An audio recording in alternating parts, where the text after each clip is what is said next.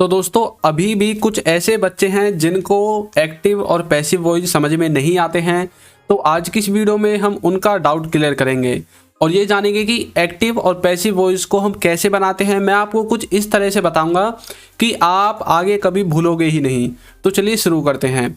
तो सबसे पहले आपको स्क्रीन पर लिखा हुआ दिख रहा होगा बचपन की यादें। ये मैंने इसलिए लिखा है कि आप टेंसेस को बचपन से पढ़ते आ रहे हैं और कुछ बच्चों के अभी तक समझ में नहीं आए हैं। तो देखिए सबसे पहले ये तो आपको पता ही है कि टेंस होते क्या हैं। टेंस का मतलब होता है समय। जब हम समय के बारे में बात करते हैं कि कोई कार्य कब कैसे और कहाँ किया गया, ये सब आपका समय बताता है। अब इसके बाद देखिए जो टेंस हैं इनको आपको 4 भागों में डिवाइड करना है, लेकिन जब आप पैसिव वॉइस बनाओगे तो आपको इन्हें 3 भागों में डिवाइड करना है। अब देखिए एक भाग कौन सा होगा। पहला है आपका इंडेफिनिट, दूसरा है आपका कंटिन्यूअस टेंस और उसके बाद है आपका परफेक्ट टेंस। हाँ, ये ही टेंस होंगे 3 बस, इसके अलावा और कोई नहीं होगा। एक आपका जो बच जाता है परफेक्ट कंटिन्यूअस, उसका ट्रांसलेशन नहीं होता है। तो यहाँ पर 3 हैं, इनको आप सबके साथ यूज करोगे। Present indefinite, past indefinite, future indefinite. इसी तरह से past continuous, present continuous, future continuous और उसी तरह से परफेक्ट को। तो चलिए देखते हैं। तो ये तीनों आपके समझ में आ गए होंगे और किस तरह से जो है इनको ट्रांसलेट करना है ये हम आगे सीखेंगे।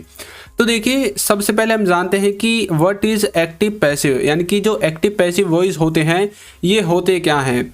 तो देखिए यहाँ पर एक सेंटेंस लिखा हुआ है जो कि आपका एक्टिव में है।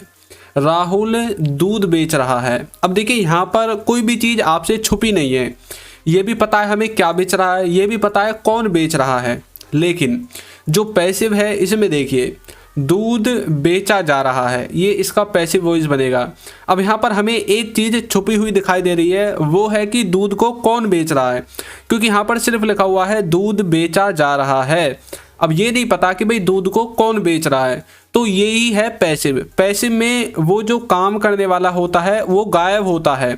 आप उसको लगा भी सकते हैं लास्ट में, लेकिन ज़्यादातर वो आपको गायब ही मिलेगा। इसमें वो जो सब्जेक्ट है जो काम को करता है वो नहीं होता, बल्कि वो होता है जो काम होता है उसके बारे में चर्चा होती है। जैसे कि दूध बेचा जा रहा है, तो यहाँ पर चर्चा दूध के बारे में हो रही है। सब्जी बेची जा रही है तो चर्चा हो रही है सब्जी के बारे में।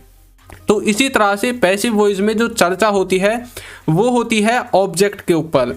तो इसीलिए हम इसमें सब्जेक्ट पर ज़्यादा ध्यान नहीं देते हैं, ऑब्जेक्ट पर देते हैं, क्योंकि हमारा काम सब्जेक्ट से नहीं है। भाई हमें मतलब दूध से है कि भाई दूध बेच रहा है या नहीं बेच रहा, बस हमें इससे मतलब नहीं है कि कौन दूध बेच रहा है। तो इसी तरह से आप पैसिव को समझोगे।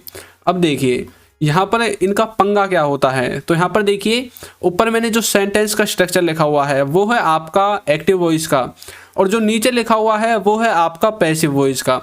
एक्टिव वॉइस में होते हैं आपके सब्जेक्ट, उसके बाद हेल्पिंग वर्ब, उसके बाद वर्ब, उसके बाद ऑब्जेक्ट। लेकिन जो पैसिव वॉइस है उसमें आपका ऑब्जेक्ट, हेल्पिंग वर्ब और वर्ब की थर्ड फॉर्म होगी, चाहे वो किसी भी टेंस का हो, कोई सा भी स्ट्रक्चर हो, सब में आपको थर्ड फॉर्म ही लगानी है। अब यहाँ पर देखिए जो ऑब्जेक्ट है वो आगे आ जाता है पैसिव वॉइस में, उसके बाद जो वर्ब है वो थर्ड फॉर्म में बदल जाती है। ये दो जो कार्य हैं ये आपको करने ही करने हैं और इनसे ही आप पहचानोगे कि एक्टिव में है या पैसिव में है। उसके बाद जो सब्जेक्ट है वो आपका ऑप्शनल होता है, उसे आप सबसे लास्ट में लिख सकते हैं और यदि आपका मन नहीं करता तो मत लिखिए, वो आपका ऑप्शनल होता है। तो इस तरह से इसका स्ट्रक्चर बनेगा। तो चलिए आगे देखते हैं हम इनके रूल को। तो देखिए यहाँ पर जो सेंटेंस लिखे हुए हैं इनसे आप समझ गए होंगे। पहला है राहुल वहाँ किताब बेचता है, मतलब राहुल बेचता है वहाँ पर किताब। यहाँ पर राहुल भी है और जो चीज़ बेची जा रही है वो भी है, यानी कि सब्जेक्ट ऑब्जेक्ट सब चीज़ है। लेकिन पैसिव में देखिए वहाँ किताब बेची जाती है, इसका मतलब क्या है कि किताब को कौन बेचता है इससे हमें कुछ लेना देना नहीं है। हमारा मतलब है किताब से। भाई आप बुक सेलर के पास जाओगे कोई किताब लेने, आपको किताब से ही तो मतलब है, बुक से मतलब है। आप किससे मतलब नहीं है कि वहाँ पर किताब को कौन बेच रहा है। रामू बेच रहा है, राहुल बेच रहा है, देविंदर बेच रहा है, ललित बेच रहा है, आपको इस बात से कोई मतलब नहीं है। आपको अपना मतलब है किताब से, मुझे किताब मिल जाए उसके बाद मेरी कहानी खत्म उस बुक सेलर से। तो ये है आपका पैसिव में, इस तरह आपको समझना है। उसके बाद मैंने उसे भेज दिया है, अब मैं भी हूँ यहाँ पर और जो भेजा है वो भी है, सब कुछ है यहाँ पर। लेकिन देखिए इसका पैसिव क्या है, उसे भेज दिया गया है। अब किसने भेजा है ये यहाँ पर नहीं है, तो सब्जेक्ट नहीं है ऑब्जेक्ट है। तो इस तरह से आप इनको डिफ्रेंशिएट करोगे। तो चलिए देखते हैं इनकी स्ट्रक्चर। उससे पहले यदि अभी तक आपने हमारी बुक को बाय नहीं किया है तो डिस्क्रिप्शन में लिंक है, वहाँ से जाकर आप हमारी ई बुक को बाय कर सकते हैं। तो देखिए यहाँ पर आपको इंपॉर्टेंट पॉइंट्स बताऊंगा हेल्पिंग वर्ब से रिलेटेड। ये हेल्पिंग वर्ब से रिलेटेड होंगे, ये बात आपको याद रखनी है, और किसी से रिलेटेड नहीं होंगे। पैसिव वॉइस में आप हेल्पिंग वर्ब को कैसे लगाओगे, तो यहाँ पर एक साइड लिखा हुआ है इंडेफिनेट और उसके नीचे लिखा हुआ है कंटिन्यूअस। अब देखिए जो आपका इंडेफिनेट है वो आपका चेंज होगा कंटिन्यूअस में, यानी कि अब तक आप जो टेंस पढ़ रहे हैं और टेंस में जो आपने इंडेफिनेट में जो भी हेल्पिंग वर्ब जो भी यूज किया है, अब आपको उसका यूज नहीं करना है जब आप पैसिव बनाओगे। अब आपको यूज करना है कंटिन्यूअस का। यदि आप प्रेजेंट का इंडेफिनेट पैसिव में बना रहे हो तो आपको प्रेजेंट के इंडेफिनेट को बनाने के लिए पैसिव में कंटिन्यूअस की हेल्पिंग वर्ब लेनी पड़ेगी, यानी कि अब आपको डू डज नहीं बल्कि इज एम आर लगाना पड़ेगा। उसी तरह से यदि वो सेंटेंस जो पैसिव में है वो कंटिन्यूअस का ही है तो तब आपको क्या करना है, तब आपको कंटिन्यूअस की जो हेल्पिंग वर्ब हैं, यानी कि जैसे प्रेजेंट में इज एम आर है, उनको लेकर प्लस में आपको बीइंग का यूज करना है। और थर्ड फॉर्म आपकी हमेशा रहेगी, मैंने आपको सबसे पहले बता दिया है, पैसिव वॉइस बिना थर्ड फॉर्म के बनेंगे ही नहीं। उसके बाद देखिए अब जो आपका परफेक्ट टेंस होता है, यानी कि कोई भी परफेक्ट हो, प्रेजेंट का हो, पास्ट का हो, फ्यूचर का हो, उसमें कौन सी हेल्पिंग वर्ब लगेंगी, उसमें लगेंगी परफेक्ट कंटिन्यूअस वाली हेल्पिंग वर्ब। जैसे कि प्रेजेंट का जो परफेक्ट है उसमें आप यूज करते हो हैज हैव, लेकिन यदि आप उसको पैसिव में बनाओगे तो आपको हैज बीन हैव बीन इनका यूज करना पड़ेगा वर्ब की थर्ड फॉर्म के साथ, वो मैं आपको आगे बताऊंगा। और अब रह गया आपका परफेक्ट कंटिन्यूअस, ये आपका बनता ही नहीं है, मैंने आपको वीडियो की शुरुआत में ही बता दिया था। अब चलिए देखते हैं। तो यहाँ पर देखिए प्रेजेंट का बता रहा हूँ मैं सबसे पहले। प्रेजेंट में जैसे कि आप इंडेफिनेट में यूज करते हैं नेगेटिव इंटरोगेटिव सेंटेंसेस को बनाने के लिए डू डज का, लेकिन अब आपको यूज करना है पैसिव वॉइस बनाते टाइम इज एम आर का। मैंने आपको बताया था इंडेफिनेट आपका कंटिन्यूअस की हेल्पिंग वर्ब को यूज करेगा, और जो कंटिन्यूअस होगा वो आपका देखिए ये होता है एक्टिव में is am are plus verb की first form plus ING present में। अब यदि आप इसको पैसिव में ट्रांसलेट करोगे तो आपको is am are plus being का यूज करना पड़ेगा, तब आपका पैसिव में बन जाएगा। अब देखिए नेक्स्ट है आपका परफेक्ट। परफेक्ट में आप एक्टिव में यूज करते हैं हैज हैव प्लस वर्ब की थर्ड फॉर्म, लेकिन जब आप इसको पैसिव में ट्रांसलेट करोगे तो आपको हैज और हैव के साथ बीन का यूज करना पड़ेगा और उसके बाद वर्ब की थर्ड फॉर्म। अब आपको यहाँ से एक बात क्लियर हो गई है कि आप पैसिव वॉइस को कैसे पहचानोगे। जब भी आपको इज एम आर के साथ वर्ब की थर्ड फॉर्म मिले तो समझ जाना वो पैसिव में है। यदि आपको इज एम आर के साथ बीइंग लगा मिले और उसके बाद वर्ब की थर्ड फॉर्म मिले तब भी आपको समझ लेना है कि वो पैसिव में है। और यदि आपको हैज हैव बीन इनके बाद भी वर्ब की थर्ड फॉर्म मिले तो तब भी आपको समझ लेना है कि ये पैसिव में है। तो इस तरह से आप सेंटेंस को पैसिव में समझ जाओगे। और जो परफेक्ट कंटिन्यूअस है उसमें डैश डैश है, यानी कि ये बनेगा ही नहीं।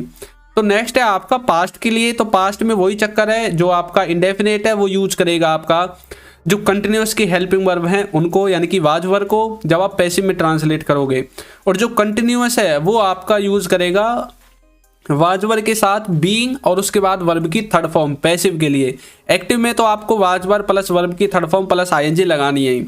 यदि आपको टेंसेज नहीं आते हैं तो आप हमारी वीडियो को देख सकते हैं, उसमें मैंने बहुत अच्छे तरीके से टेंसेज को समझाया है। और बिना टेंस जो है याद करें आप पैसिव और एक्टिव वॉइस को बना ही नहीं सकते। उसके बाद है परफेक्ट। परफेक्ट में आप हैड का यूज़ करते हैं। उसके बाद यदि आपको पैसिव में ट्रांसलेट करना है तो आपको हैड बीन इनका यूज़ करना पड़ेगा एक साथ, और वो भी वर्ब की थर्ड फॉर्म लगाकर। तो इस तरह से आपको पास्ट को समझना है और इसी तरह से फ्यूचर में भी आपको ट्रांसलेट कर देना है। इंडेफिनेट में यूज़ करनी है कंटिन्यूअस की हेल्पिंग वर्ब।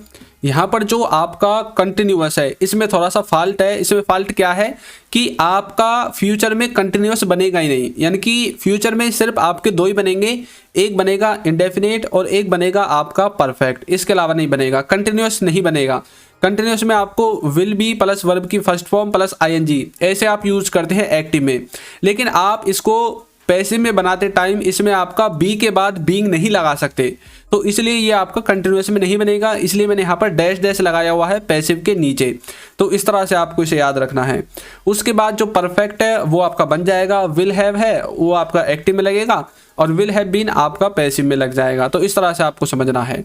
तो चलिए इसके स्ट्रक्चर को देखते हैं किसके साथ कौन सा यूज होगा। तो देखिए जो आपके थर्ड पर्सन सिंगुलर होते हैं जैसे कि ही, सी, इट या फिर किसी व्यक्ति का नाम या फिर किसी भी वस्तु का नाम जो भी है आपका, उन सब के साथ आपको यूज करना है इज, वाज, हैज और डज का, इन सब का यूज होगा। उसके बाद जो बचे जाते हैं उन सब को आपको सबके साथ यूज कर देना, जैसे कि डिड, हैड, विल, ये आपके सबके साथ यूज होंगे। तो इस तरह से आपको इसे समझना है, इसके स्ट्रक्चर को। चलिए अब कुछ एग्जांपल्स देखते हैं। तो पहला है एक्टिव में, वह किताब बेचता है। इसका पैसे मैंने आपको बताया था, किताब बेची जाती हैं। तो देखिए इनकी इंग्लिश क्या होगी। पहला है एक्टिव वॉइस का, ही सेल्स बुक्स, ये आपका एक्टिव का है, यानी कि प्रेजेंट इंडेफिनिट में बना हुआ है। सब्जेक्ट उसके बाद वर्ब की फर्स्ट फॉर्म के साथ एस या एस लगा दी है और उसके बाद आपका ऑब्जेक्ट है। लेकिन मैंने आपको बताया था जो इंडेफिनिट है वो आपका किसकी, कंटिन्यूअस की हेल्पिंग वर्ब को यूज करेगा। अब देखिए कैसे बनेगा। पैसिव में बुक्स आर सोल्ड। अब यहाँ पर देखिए जो बुक है वो आपका ऑब्जेक्ट है, तो ऑब्जेक्ट हमने आगे लिख दिया। उसके बाद हेल्पिंग वर्ब लगा दी हमने कंटिन्यूअस की, यानी कि इज एम आर में से एक। उसके बाद जो वर्ब है उसकी थर्ड फॉर्म यूज कर दी सेल की, सोल्ड। और देखिए हमने ही को नहीं लगाया है, यदि आप ही को लगाना चाहते हैं तो बाय लगाकर लास्ट में इसका ऑब्जेक्टिव केस आप लिख सकते हैं। तो इस तरह से आपको इसे समझना है। अब चलिए नेक्स्ट देखते हैं। मैं एक कहानी लिखूंगा। अब मैं लिखूंगा एक कहानी, तो यहाँ पर सब कुछ है, ये एक्टिव में है, लेकिन पैसिव में बनाते टाइम ये बन जाएगा एक कहानी लिखी जाएगी। इस तरह से बनेगा, एक कहानी लिखी जाएगी। अब किसके द्वारा लिखी जाएगी ये है ही नहीं। आपको जब एक्टिव से पैसिव में ट्रांसलेट करना है तो एक बात याद रखना, आप सब्जेक्ट को गायब कर देना और बाकी सब कुछ रखना। अब मैं यहाँ पे सब्जेक्ट हूँ तो मैंने गायब कर दिया और ये सब कुछ छोड़ दिया। एक कहानी लिखी जाएगी इस तरह से। तो देखिए एक्टिव में बनेगा I will write a story, इस तरह से। लेकिन पैसिव में बनेगा a story will be written, इस तरह से, मतलब एक कहानी लिखी जाएगी। अब यहाँ पर आप लिख सकते हैं बाय मी, इस तरह से भी आप लिख सकते हैं, मेरे द्वारा लिखी जाएगी। लेकिन यदि आप लिखना चाहते हैं तो लिख दो, नहीं लिखना चाहते तो मत लिखो, ऑप्शनल है। तो इस तरह से देखिए हमने जो विल है ये इंडेफिनिट में यूज होता है फ्यूचर के, लेकिन हमने कंटिन्यूअस की हेल्पिंग वर्ब यूज कर दी विल बी। तो इस तरह से आपको इसे समझना है। तो मुझे आशा है कि आपको समझ में आ गया है। तो चलिए मैं आप सब के लिए एक सेंटेंस देता हूँ। सब्जी बेची जा रही है, इस तरह से आपको इसको बनाकर मुझे कमेंट बॉक्स में बताना है कि इसका क्या मीनिंग होगा इंग्लिश में और ये किस टेंस का है, इसको भी आपको बताना है। सब्जी बेची जा रही है या फिर सब्जी बेचा जा रहा है, जो भी है इसको आपको हमें कमेंट बॉक्स में बता देना है। तो दोस्तों वीडियो आपको कैसी लगी है ज़रूर बताइएगा, और यदि अभी तक आपने हमारे चैनल को सब्सक्राइब नहीं किया है तो चैनल को सब्सक्राइब कर दीजिए, वीडियो को लाइक कर दीजिए और एक अच्छा सा कमेंट करना बिल्कुल ना भूलें। Thank you.